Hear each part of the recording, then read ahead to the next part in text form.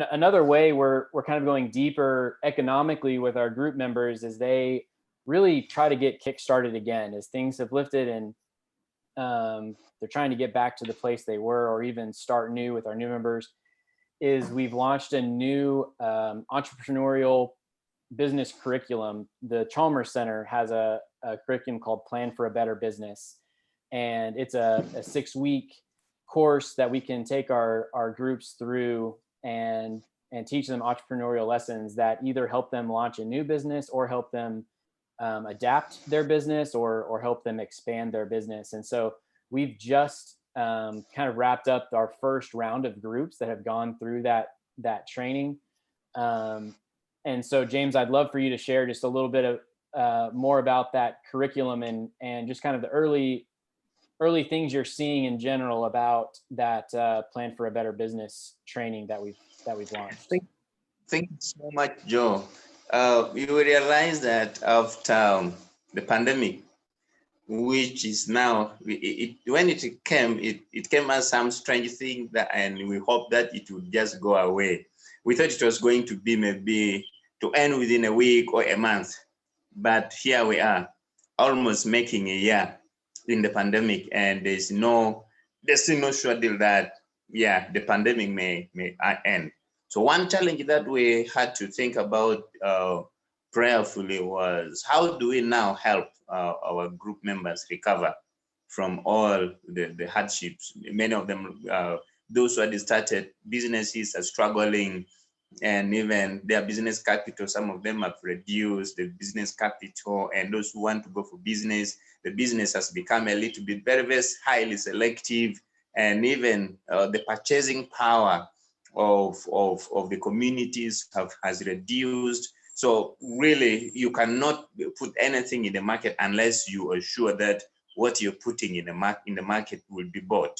So thankfully, and this is one of the beauty I love with CIDIFECT. I think CIDIFECT and all its program is well purposed and designed by God to meet such kind of scenario. We did not know when we were thinking of training this curriculum, but right now we are saying that this curriculum came timely, and it was like this curriculum was prepared for this season.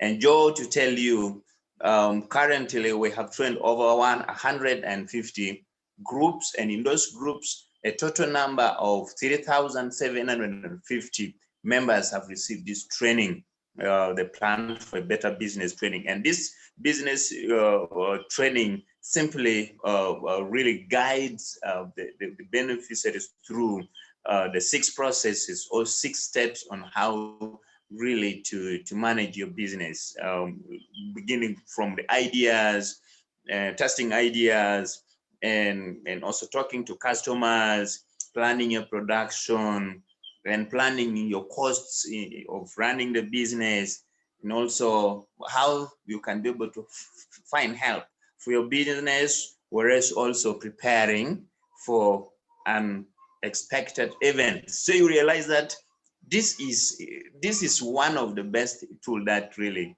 our group members needed.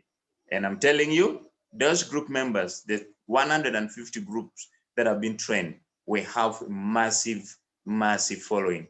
And actually, some of the members who are not trained, and even those people who are not part of our team or our groups, and they witnessed this training, or some of them even had the training, really are really now envious, and they say everybody wants to be trained with this 6-module curriculum. And Joe, to bring more of the impact of this training, Scovia this week has been out in the field, and she has been monitoring the impact of this training. And I just want to bring Scovia on board so that she can be able to tell us live from the field, the experience, the testimonies, and the great impact that this training has created in the lives of our groups, our members who've already received this training. Scovia, I want to welcome you on board and give us the story. Thank you, James, and everyone. Yes, it is true. Right now, I'm aware when we received the material on Plan for Better Business, we started preparing, and that was even before the pandemic. We prepared, every employee was trained on the material, and we got the knowledge on how to pass it on. And so during this time around last month, we went ahead to train groups.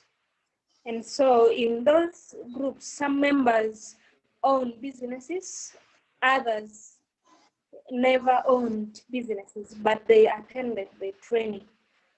And it was a course that gives business knowledge.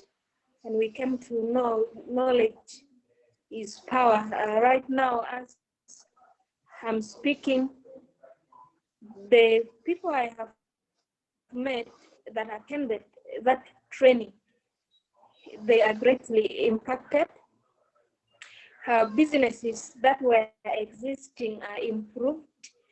The clients are able to apply into practice what they have learned to improve their businesses, because they were operating their businesses in lack of knowledge on what to do. And then another beautiful thing is those who never had businesses were inspired to start their own businesses. And so we have a lot of those clients that have already taken the step of starting businesses.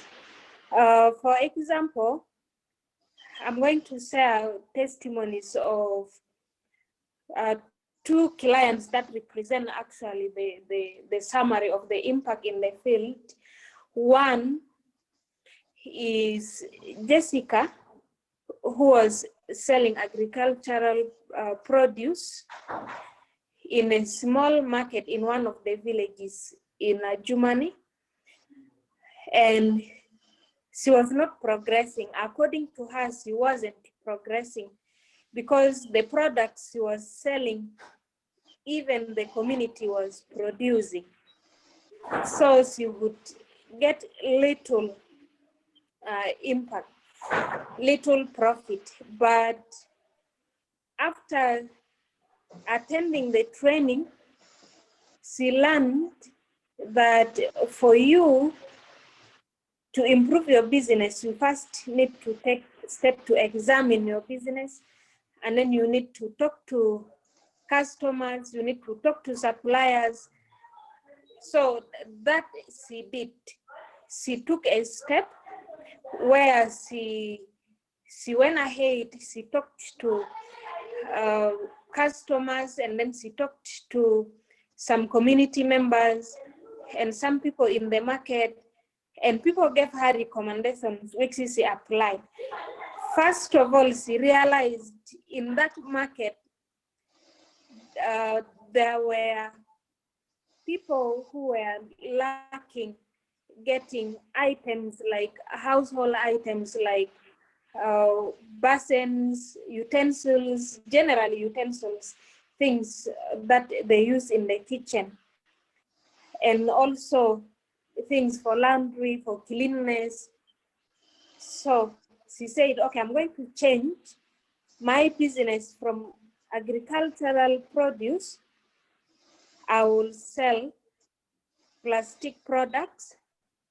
And so she went ahead, she borrowed a loan and she added into the cash capital she was having, and she bought a lot of those items, cups, plates, basins. And now she said she trapped the community members within that community. They are not longer going to the main market, to town, to buy. Mothers who are expecting, they now go to buy basins from her, things for babies from her, things for household kitchen use from her. And it turned out she's the only one selling those products. So she is really gaining a lot. She's getting a lot of profit. The second person that represent also other members that learned something new in this training is Sarah Kalsim. She is a South Sudanese, she's a refugee, but she stays in town. So she joined a host community group. She is serving among the host community. And in that group, she had no business. She was among those who never owned businesses. She was actually gambling. She was just saving by faith. She uses any amount she gets every day. Like if she gets money for some purpose, and then she takes it instead for savings. So she said it was a struggle. Sometimes she would forego some important things to sacrifice to do saving. But when she attended this training, what happened was she knew she lacked knowledge and she suffered for nothing. So she wanted to do what? To also start. She got inspired to start. And she took the first step also to look through the market within that village, and she found the people selling vegetables were specializing on other things. There was no one selling cabbage specifically. So she had to go and look for a farmer who produces cabbages. And so she made a deal with that farmer who harvests for her directly from the garden. And then she pays and she takes now to the market. And right now, for now, she's the only one supplying cabbages in that market. And she said now she knows what it means when they say you can start business even with the very little. And she's not going to suffer again. She's not going to struggle again. And she's going to increase her savings. She will save more, and she is going to grow her business. She wants to add more products, and she has a dream. So in that market, she is an example, and she is free, regardless of being a refugee. She's working amongst citizens, and that also fulfills the purpose of coexistence as refugees share with the host community, and then they learn to share together and they grow together, they help one another together. Thank you. That's what I can share briefly, but we have a lot of those positive impacts. Thank you so much, Scovia. Yeah, those are just incredible. Just two examples from many. If we've trained over 3,000 people so far, and that training, as James said. So yeah, both of those examples are really cool to me because they show the creativity that exists in the people, and the boldness with the knowledge and the training to say, okay, well, I've run this business and it's gone like this, or I haven't started a business.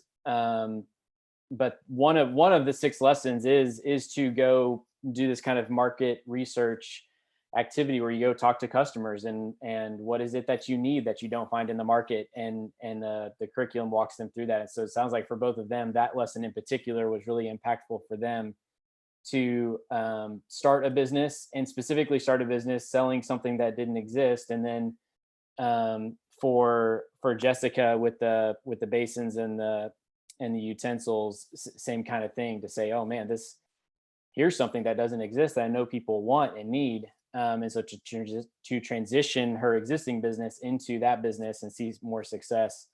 And then what we see so often is the ripple effect of that, right? People are seeing them, and so they become an example to their community. And so 2 really great stories, Scovia.